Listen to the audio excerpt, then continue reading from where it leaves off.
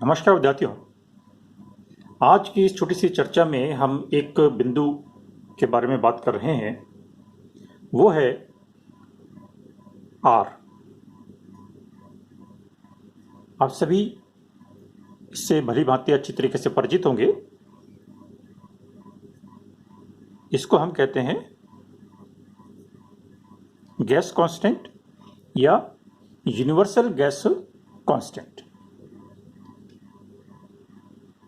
Solid, liquid, gas, इनके बारे में हम फिजिकल केमिस्ट्री के अंतर्गत पढ़ते हैं। और जब गैसेस की चर्चा करते हैं तो वहाँ पर आइडियल गैसेस और रियल गैसेस के बारे में भी हम बात करते हैं। प्रारंभ वहीं से करते हैं। 12th में भी आपने गैसेस के बारे में अध्ययन किया है। तो जब हम गैसों के बारे में और आदर्श गैसों के बारे में पढ़ते हैं तो वहाँ कुछ आदर्श नियमों के बारे में भी बात करते हैं।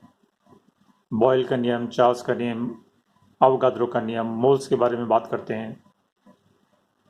और जब उन सब नियमों को हम मिलाकर एक समीकरण का रूप देने का प्रयास करते हैं तब हमारे सामने एक इक्वेशन निकल कर आती है, P into V equal to N R T. ये इक्वेशन क्या है? आदर्श गैस समीकरण, जहां पर P तो प्रेशर है, V वॉल्यूम है, N नंबर ऑफ मोल्स है, T टेम्परेचर है और ये R जिसके बारे में हम अभी चर्चा करने जा रहे हैं वो एक कांस्टेंट है। और क्योंकि इसका मान सभी गैसों के लिए समान या स्थिर होता है इसीलिए इसको यूनिवर्सल गैस कांस्टेंट भी कहते हैं। तो इसी के बारे में अभी हम थोड़ी सी चर्चा करेंगे। तो सबसे पहले हम इस R या गैस कांस्टेंट के डायमेंशंस के बारे में यदि हम बात करें या उसको निकालने का प्रयास करें तो इस इक्वेशन को हम थोड़ा सा मॉडिफाई करके लिख सकते हैं कि R equal to P into V upon N into T. जब हम R के डायमेंशंस निकालेंगे तब यहां पर हमें P, V, N और T इनके डायमेंशंस भी रखने होंगे, तभी R की डायमेंशन निकलेगी। प्रेशर को हम परिभाषित करते हैं फोर्स पर यूनिट एरिया, इकाई क्षेत्रफल पर लगने वाला बल। फिजिक्स में हम पढ़ते हैं P equal to F upon A. F तो फोर्स हो गया और ए लंबाई इंटू चौड़ाई या लेंथ के बारे में हम बात करें तो लेंथ इंटू लेंथ। लंबाई को हम 2 बार गुणा करें, चाहे वो लंबाई हो चाहे चौड़ाई हो। आयतन V, इसको भी हम length into breadth into height, लंबाई इंटू चौड़ाई इंटू ऊंचाई, और इसको यदि हम एक साथ कंबाइन करें तो ये A बन जाता है, ले सकते हैं। और नीचे हमारे पास आ जाएगा मोल और टेम्परेचर। अब यहां पर हम इस A और A को कैंसिल आउट कर सकते हैं तो हमारे पास रह जाएगा force multiplied by H। H को हम लेंथ या डिस्टेंस लिख सकते हैं क्योंकि हमें डायमेंशंस के बारे में बात करनी है। तो ये हमारा हो जाएगा F into x divided by mole, और टेम्परेचर को हम चाहें तो यहां पर लिख सकते हैं केल्विन। ये हो गया F into x upon mole into kelvin. अब ये F into x force multiplied by distance, ये अपने आप में एक अलग फैक्टर है, ये अलग एक फिजिकल क्वांटिटी है जिसे हम क्या कहते हैं? वर्क। ये कार्य को जो हम परिभाषित करते हैं तो वो है F इंटू एक्स। तो इनफैक्ट ये वर्क हो गया मोल केल्विन। तो यहां पर यदि हम R की विमा या R की डायमेंशंस के बारे में बात करें तो ये मोल जो N के लिए हमने लिखा है ये फिक्स है, चेंज नहीं होता, ये मोल ही लिया जाता है। टेम्परेचर के लिए जो हमने केल्विन लिया है इसमें भी कोई चेंज नहीं होता। टेम्परेचर को हम हमेशा केल्विन में ही लेते हैं, चाहे कोई भी यूनिट सिस्टम है। तो इनफैक्ट हम कह सकते हैं कि ये जो मोल और केल्विन मिलाकर क्वांटिटी है, इसको हम फिक्स मान लें तो सिर्फ एक वर्क रह जाएगा। तो इस वर्क को हम जिस तरीके की डायमेंशंस में लिखेंगे या व्यक्त करेंगे, वही डायमेंशंस आर की भी बन जाएगी। तो इसलिए हम कहते हैं कि आर की जो डायमेंशंस हैं वो वर्क की डायमेंशन पर डिपेंड करती है या वर्क की इकाई पर निर्भर करती है, यानी वर्क पर मोल पर केल्विन। अब ये वर्क हम अलग अलग यूनिट सिस्टम में अलग अलग तरीके से व्यक्त कर सकते हैं। आर्क्स भी लिखते हैं, जूल भी लिखते हैं, कैलोरी भी लिखते हैं।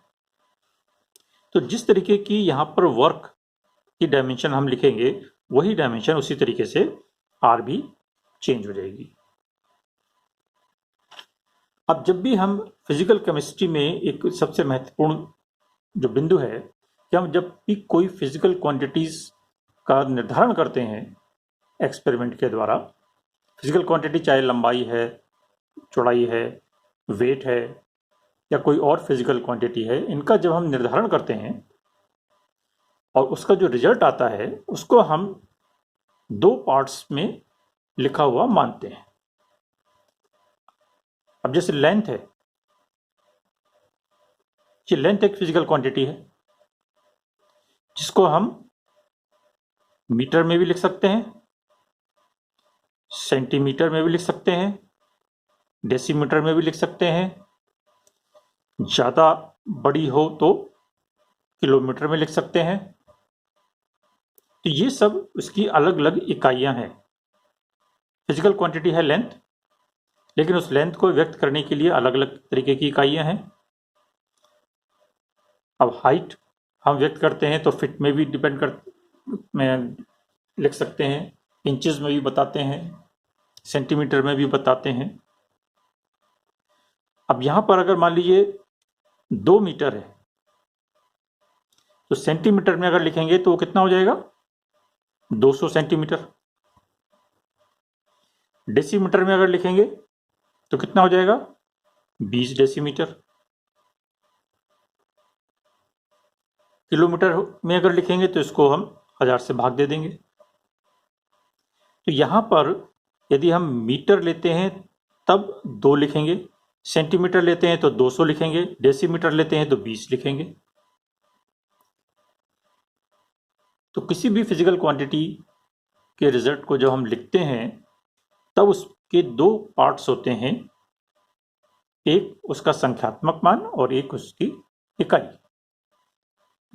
जैसे अगर हमने लेंथ लिखी है 2.56 मीटर, तो ये 2.56 उसका संख्यात्मक मान हो गया और ये मीटर उसकी यूनिट हो गई। तो हर फिजिकल क्वांटिटी में ये 2 पार्ट्स होते हैं और यदि हम इस इकाई को चेंज कर दें तो ये संख्यात्मक मान भी परिवर्तित हो जाता है, क्योंकि इसी को हम क्या लिखेंगे, 256 सेंटीमीटर लिख देंगे। तो जैसे ही यहां पर इकाई चेंज हुई, इसका संख्यात्मक मान चेंज हो गया, 2.56 से 256 हो गया। डेसीमीटर करेंगे तो 25.6 हो जाएगा। तो कहने का तात्पर्य यह है कि जब भी हम फिजिकल क्वांटिटी को व्यक्त करते हैं उसके रिजल्ट को, तब उसमें यूनिट बहुत महत्वपूर्ण होती है और यूनिट में परिवर्तन से ही उसके संख्यात्मक मान में भी परिवर्तन आ जाता है। इसलिए जब हम यहाँ आर जो यूनिवर्सल वैल्यू है उसको हम जब निकालने का प्रयास करेंगे, तब यहाँ पर जो हम इकाइयाँ यूज कर रहे हैं और खासतौर से जो हम वर्क की इकाई यूज कर रहे हैं, वो इकाई या यूनिट सिस्टम क्या है, उस यूनिट सिस्टम पर डिपेंड करेगा आर का संख्यात्मक मान क्या है या न्यूमेरिकल वैल्यू आर की क्या है। तो आर या यूनिवर्सल गैस कांस्टेंट के लिए 2 चीजें महत्वपूर्ण है, एक उसकी न्यूमेरिकल वैल्यू और दूसरी उसकी यूनिट सिस्टम।